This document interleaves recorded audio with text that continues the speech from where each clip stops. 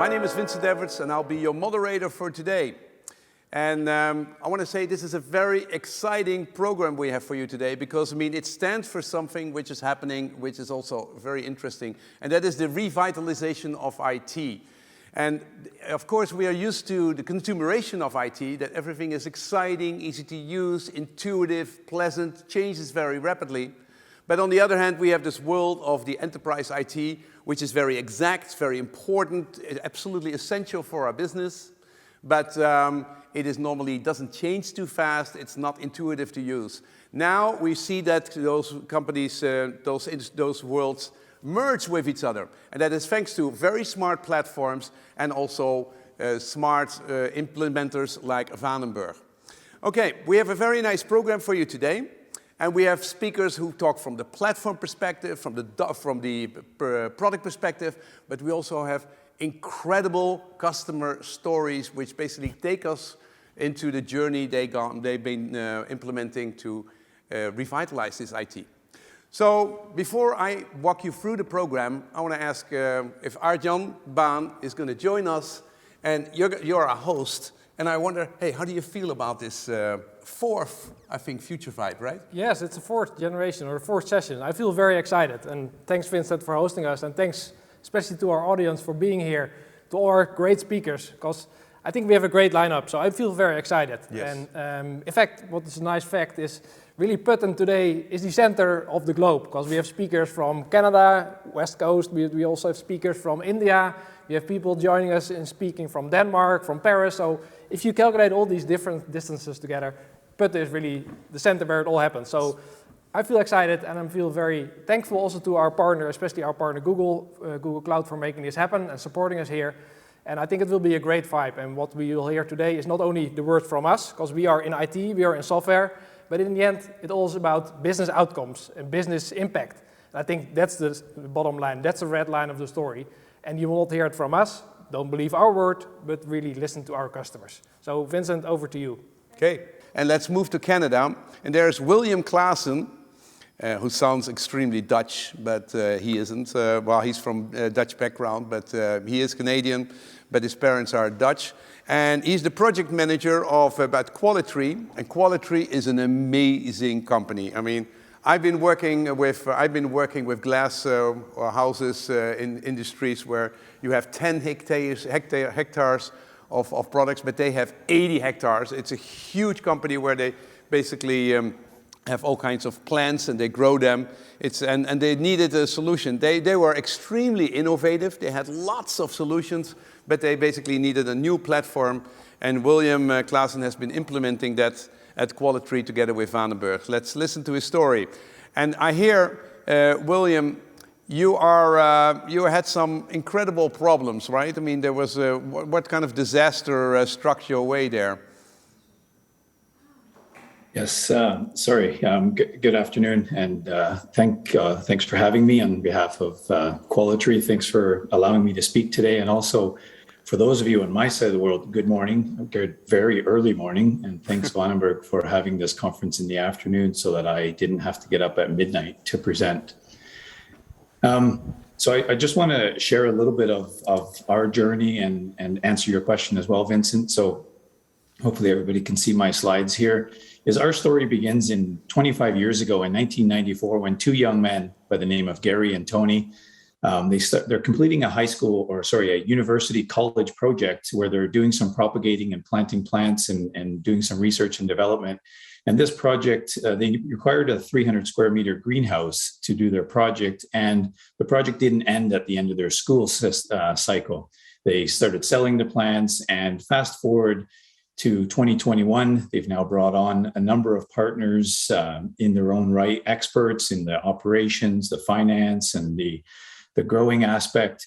And we're now an organization with 45 hectares of plants in production and 70,000 square meters of greenhouses. And we're also using other Dutch technology like the Erfgoed floors, which you might hear a little bit more about later. We are located in beautiful British Columbia in the southwest corner of Canada. And as Vincent already alluded to, yes, we did have a big storm here, so it's not looking quite so beautiful right now, but we will definitely return to that soon. And we grow a variety of crops here: lavender, evergreens, columnas, hydrangea, and also gaultheria. And here's just another little shot of the operations. And as you can see, if you'd see a more current shot, some of the greenhouses have been replaced with glass, and also the floors are air-food floors, which is also another great Dutch technology. So what I really wanted to talk about today was innovation. Qualitree has always been fascinated by innovation and technology, and that's something we're very, very passionate about. And definitely continuous improvement. In fact, continuous improvement is one of the core values, and we really mean it when we say it. Here's just a few little examples. Here's the retention tanks and reservoirs for collecting all that unused water that's going out and being fed to the sprinkler systems, and that water is getting collected back into these tanks and being injected into the systems again, and this continual reuse and recycling of water and also the nutrients within that water. We have automated tasks such as trimming, sorting, planting, and even robotic and electronic grading technologies using camera systems and other robotic techniques. We also design our own trays and pot covers to ensure maximum efficiency and to minimize weed and pest problems. So not only is there a lot of research and development being done on the plant side of the business, but also on the technology and even more so on the software. And that brings us to the topic that I'm really passionate about, and the topic that I want to talk to you about today is talking about this software that makes all of this technology, all of this innovation, and all of the research and development possible. Developing software and processes is a very critical component to what we do. And our software journey is almost as long as the company history itself. So in 1994, the company started. In 1999, Gary and Tony already realized that they needed some sort of inventory management system. So they got in contact. They first looked at the market. There was very little available for the horticulture industry. And they got in contact with a local programmer developer who took on the project and started developing the software. And this was done on a Microsoft Access database. And by mid-2000s, it was now 3 different programs doing inventory, doing sales, and doing some production control. It was becoming quite clear by 2010 to 2014 that this software was not going to work much longer. The technology was outdated. Sometimes it would require multiple reboots in a day just to get the trucks and the loads and the products out the door. So during that time, a rigorous software search was undertaken again. And with the complex growing cycles and the time-phased propagating and growing that Qualitree engages in, not much was found again in terms of a software that would just be a custom off-the-shelf bolt-in solution. So we did try an ERP platform, which was abandoned after several months and many dollars spent. And it was during this time that we started talking to Vonnenberg again, and they decided with Qualitree to take this step and build this robust horticulture-based system that would not only sustain us for today at the time, but also take us into the future. That also started with an API type interface, but eventually we decided to go to a Salesforce platform, a native Salesforce app that was built right on top of the Salesforce CRM, which I'm going to tell you a little bit more about. So this, we believe everything needs a name here at Qualitree. So what we've done is we've named the product that we've developed called IQ, which stands for Intelligence Qualitree. So currently IQ was started developing in 2018 into 2019. Currently it exists or it comprises of over 150 objects. And these are database objects and user interfaces that are custom developed on the Salesforce platform. And it's in and around 40,000 lines of code. And again, Salesforce is a low code environment, which we'll talk about, but a lot of our intellectual property and our formulas and stuff like that are still being embedded in the code. And currently we have about 55 users that are actively using the system. The synergy of this project is quite remarkable, actually. Our team structure is across 3 major countries. So we have myself in Canada, and that's where Qualitree is. We have Vonnenberg in the Netherlands and also in India. So the way our structure is loosely put together, I'm the co-project manager with Henk at Vonnenberg, a very dynamic long-term software architect. We do all the co-project management together. And over here, I'm doing the implementing, the testing, the training, and the visioneering, the meeting with all the users and the user requirements. And every morning for the last several years already, 4 days a week. I have a collaborative call on Google Meets with the chief architect in Holland, and we talk for 1 to 3 hours every day and collaborate and talk about how we're going to improve this software and do all the co-project management together. We use a ticketing system called Jira, and all the tickets are created and sent off to our amazing team of developers in India who make all our wishes come true. So the real challenge here is the time zones. So I'm in Canada, 9 hours behind the Netherlands and 12 and a half hours behind India. So at any given time, one of us is always working late or getting up early. So we're quite used to this. And one of the most remarkable things that I wanted to mention is that in 2 years, with roughly about 2.5 developers and a software architect, we were able to build a full-scale end-to-end ERP model or ERP software system, all done within 2 years and going live. So why Vonnenberg? And I'll also talk about why Salesforce and what we're actually doing. I'm going to share some pieces of our software together just to give you a little 20-minute overview of our journey. So why Vonnenberg? Well, one of the things is they're definitely a trusted Salesforce partner. And we have a history. So both Garrett, our current CEO at Qualitree, and myself are ex-Bond employees. So we go way back 25 years when we were doing some Bond implementations, and the next generation of the Bond team is the same. They do what they say.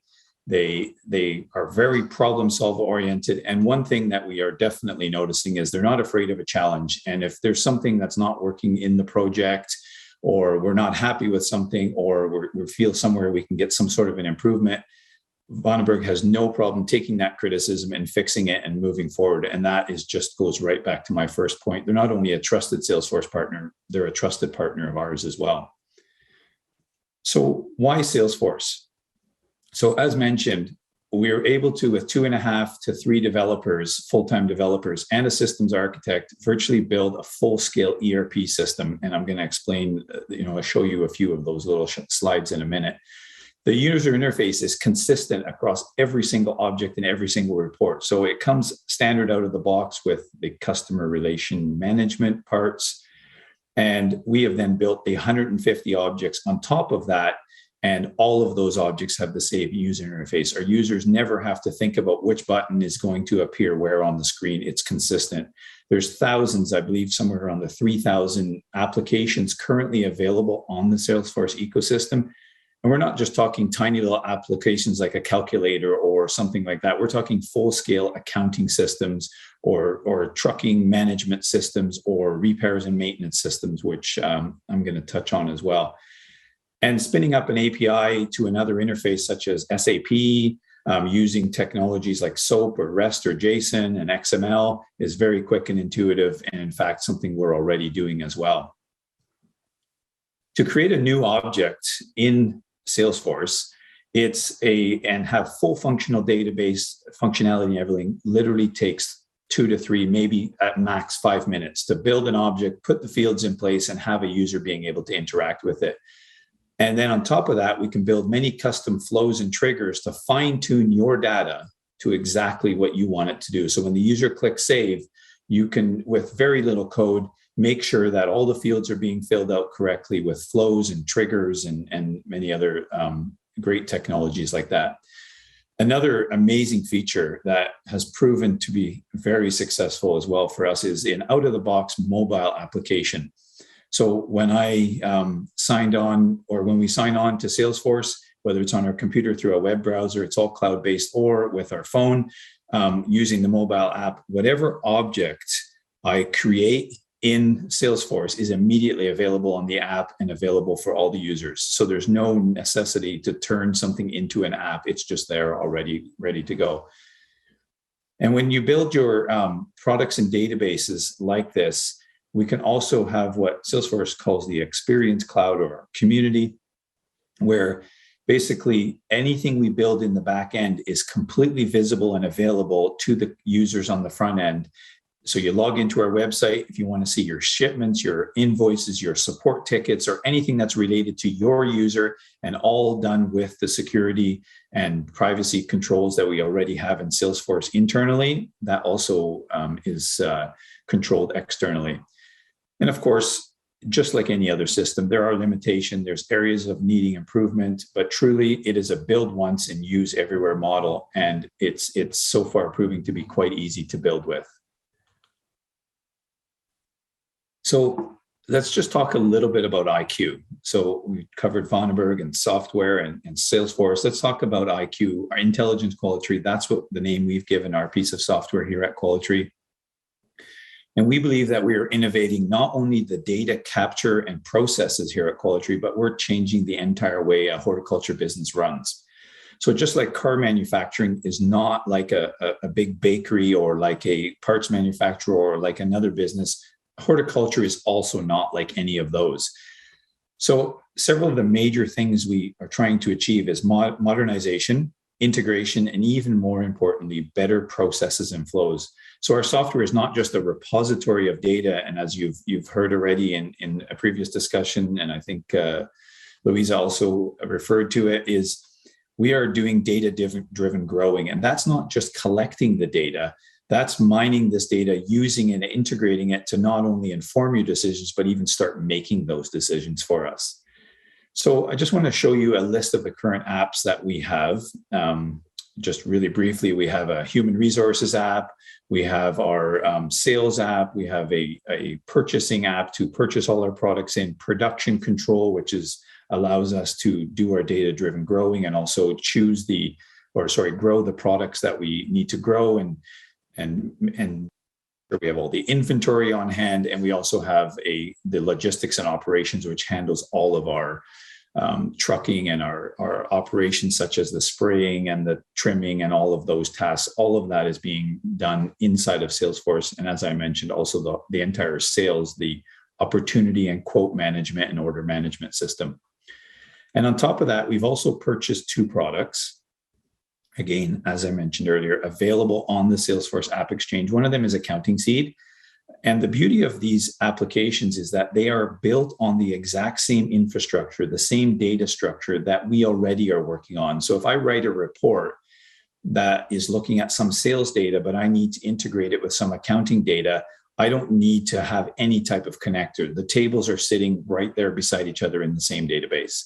So Accounting Seed is our full-scale accounting system. We have no intentions of needing to build out an accounting system. They're out there, and we have integrated with that one.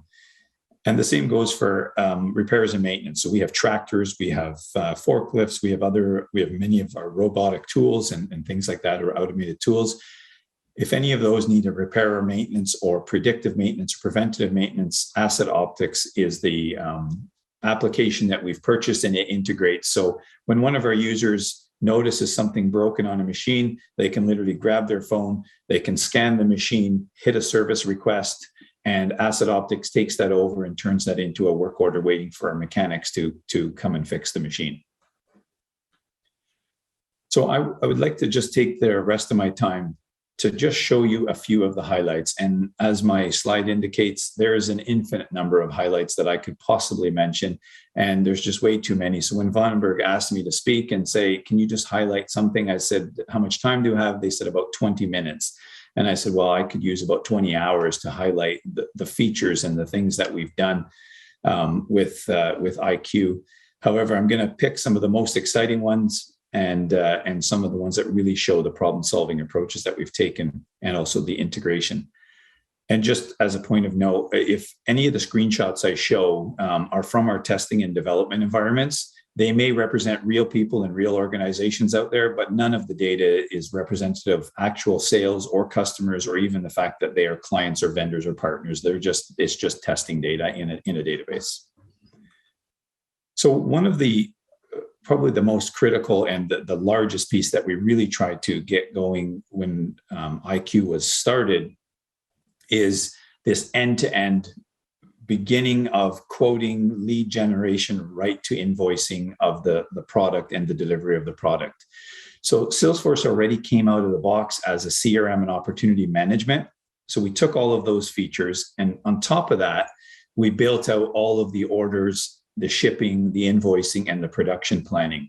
So we have complete traceability to be able to, if you see a product on your invoice, we can not only tell you what day it was shipped on, where it left, what dock it left on, but we can tell you exactly what bed in our greenhouse it was grown in, as well as where that cutting came from, whether it came from our own source or it came from somewhere else. And also through the life cycle, what was sprayed on it, when it was touched, what products were integrated into that product as it left.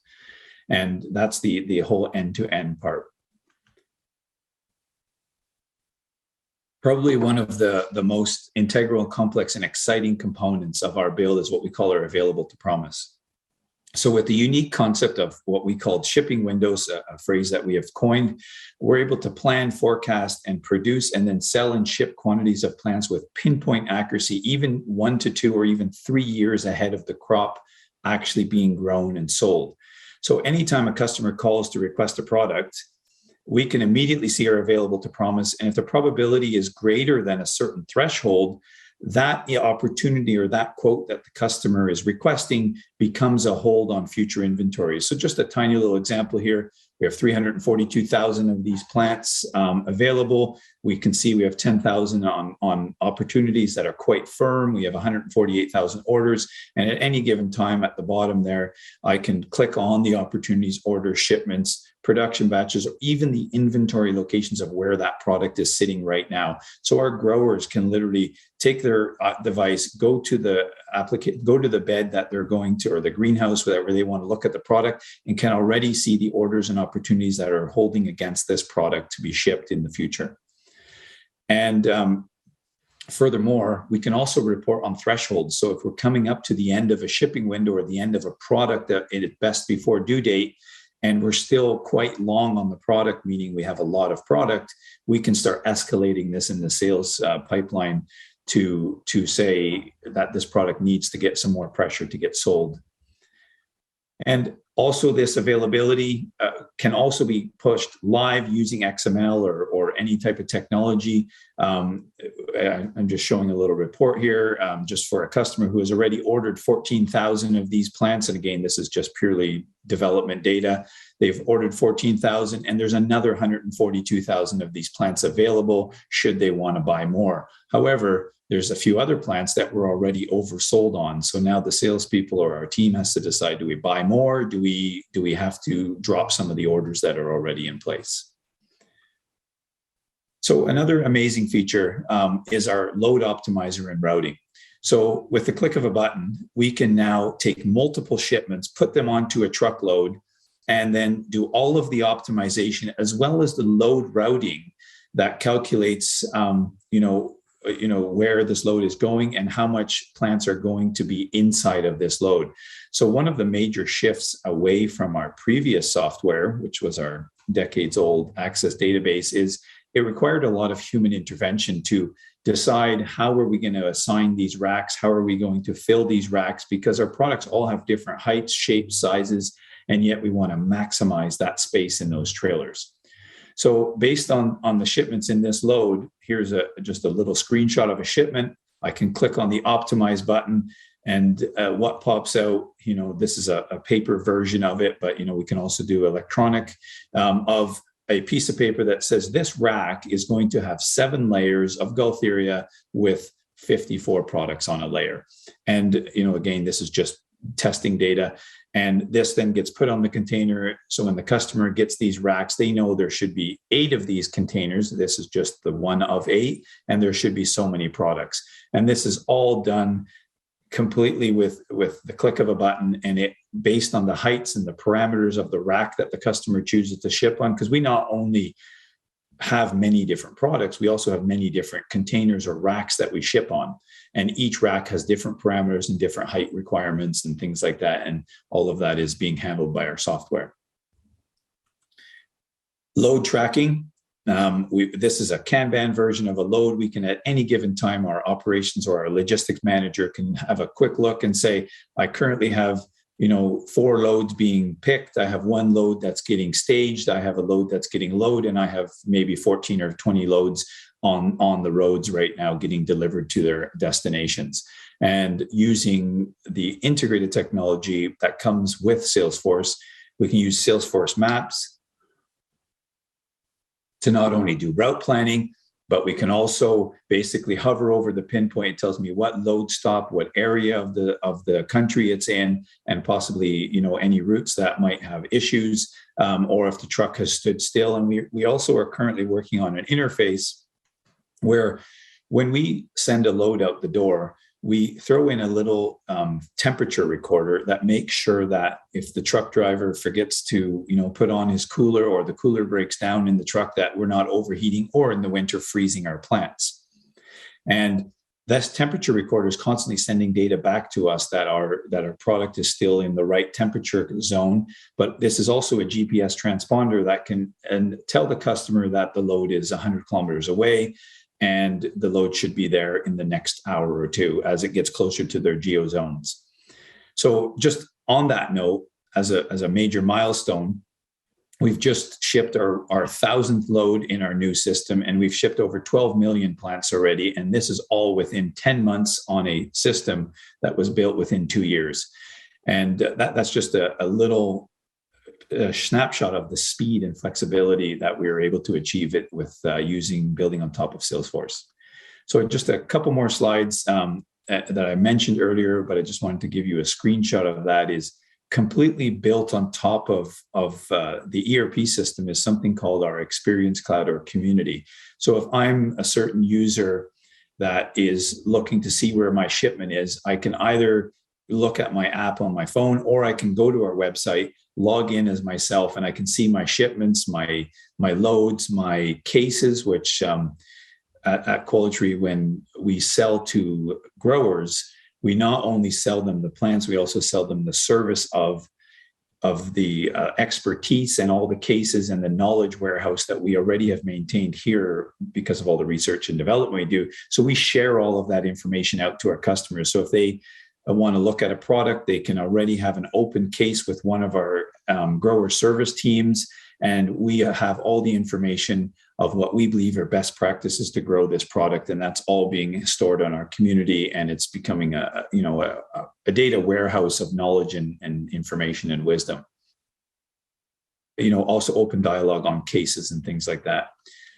And just as I mentioned, we have a fully integrated mobile app. So here's just a quick little screenshot of I opened up my app. I got some tasks that were assigned to me through a work order. So for example, my inventory control person or my production planner has issued a work order that says we need to move a certain number of products from one location to another. It shows up on my task management system or my task system, and I then just click on it, and when I'm complete, I just complete the task, record how many plants I've moved to the new location. So we're not.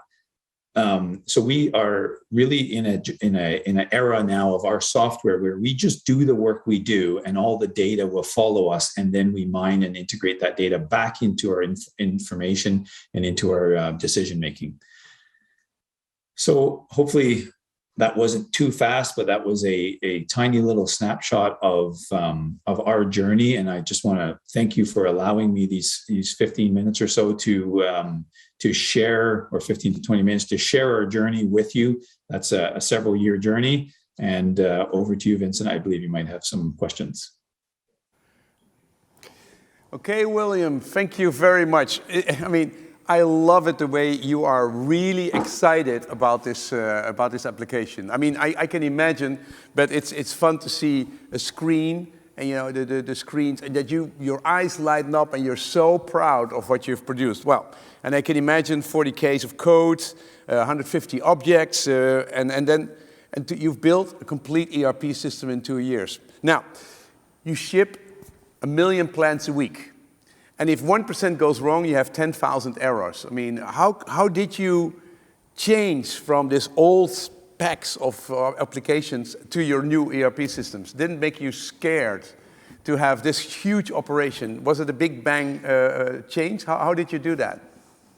Well, like my eyes light up for a screen. My eyes light also up for a challenge. So I guess part of it is don't go live in that busy season. Make sure you choose a time when you're going to be able to actually really test and life-proof your system. But I think one of the big things is it takes an entire company culture to achieve this. It's not just a bunch of us tech geeks sitting here and figuring out how to put a piece of software in place. It takes the sales team, the production team, the growing team, the CFO, the CEO. It takes the entire team to embrace this culture that, yes, we're going to have bumps on the road. Yes, we're going to have issues, but we are going to get through this together because it's going to be better at the end. And to have that vision and to just laser-like stay on that vision. And how did it go? How did it go on day one when you basically made the move?